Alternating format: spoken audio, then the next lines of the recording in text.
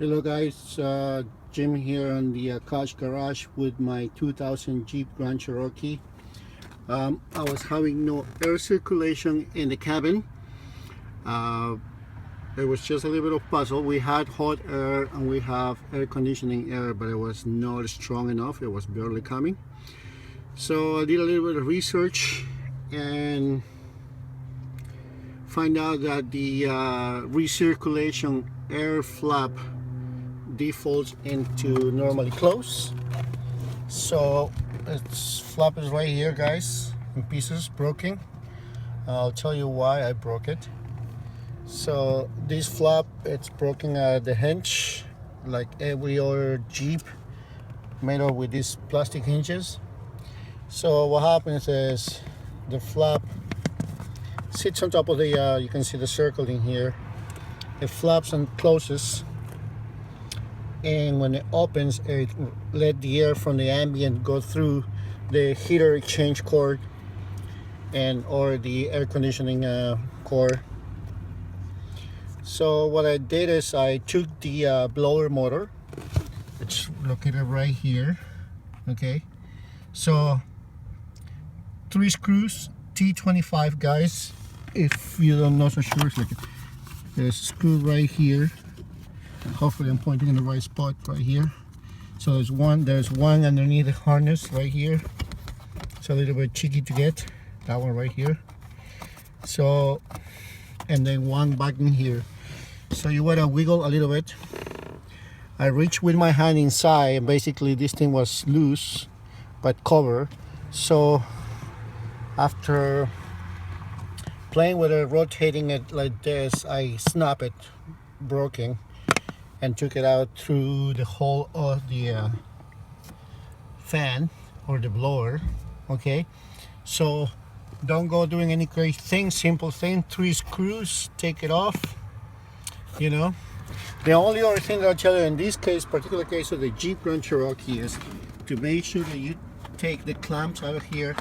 This trim, it comes off. You have 1, 2, 3, 4 clamps.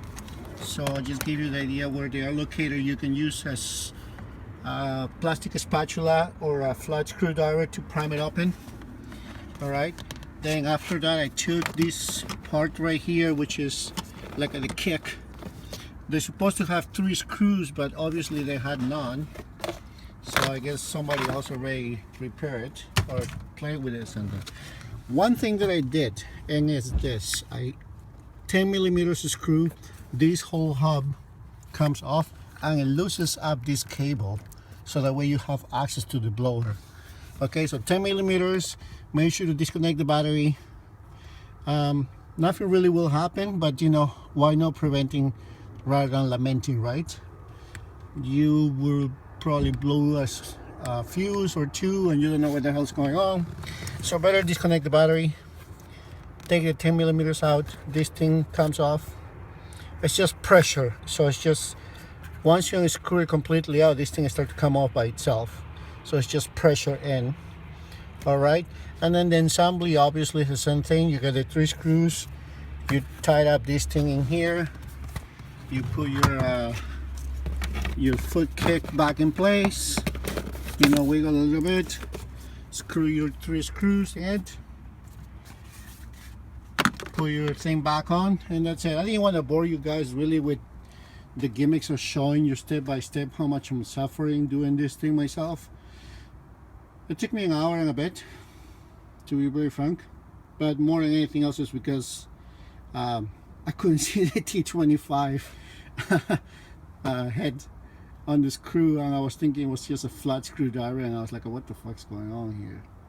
Anyway, T25 for the 3 screws, or a flat screwdriver will do it. If you don't have a T25, I hate personally flat screws. It's the worst invention that we ever had. If it was up to me, like a Robinson square head or even this T25 are perfect, because you keep the grip on the tool.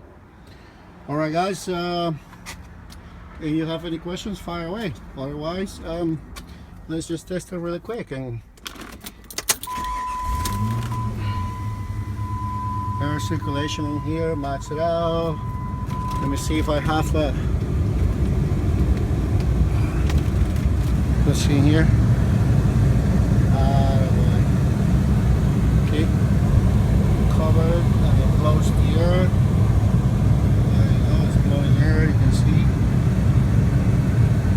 Same thing in here. It's a wet nap. So but yeah. So the air circulation is working now in the Jeep. Everything else is fine. That's another project that I did in this Jeep. See you later guys. Leave me a comment if you want, subscribe. Love it, like it. Bye.